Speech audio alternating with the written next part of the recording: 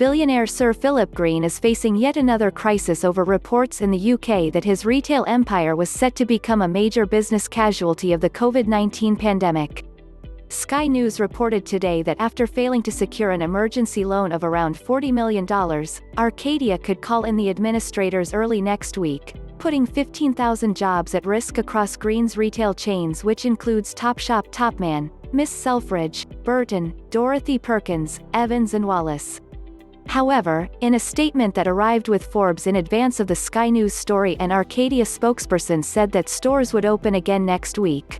"We are aware of the recent media speculation surrounding the future of Arcadia," adding, "The brands continue to trade and our stores will be opening again in England and ROI, Republic of Ireland, as soon as the government COVID-19 restrictions are lifted next week."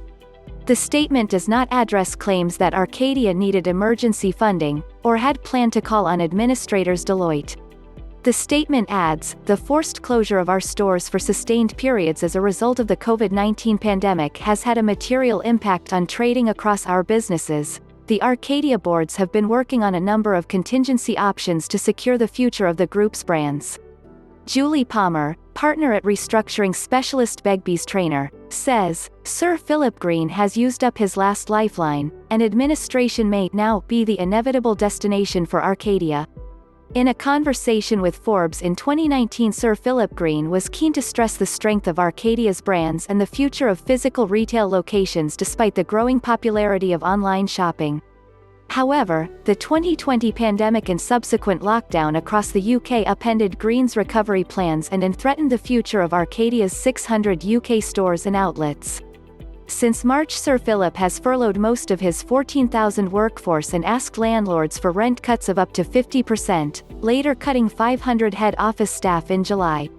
That same month, Green was also accused of passing down the financial pain of his struggling retail empire to low-paid garment workers overseas after his Arcadia Group rushed to cancel orders at the start of the coronavirus pandemic. Scott Nova, executive director of the Washington, D.C.-based Worker Rights Consortium, told Forbes, "We estimate, conservatively, that Arcadia canceled more than $300 million in orders globally, in response to the crisis." Describing Arcadia in July as among the worst actors in the industry, engaging in sweeping order cancellations when the crisis began, with damaging impacts on suppliers and workers across the globe. The Monaco-based billionaire has faced a torrid 18 months with allegations of workplace bullying, and legal action, since dropped, over an alleged sexual assault.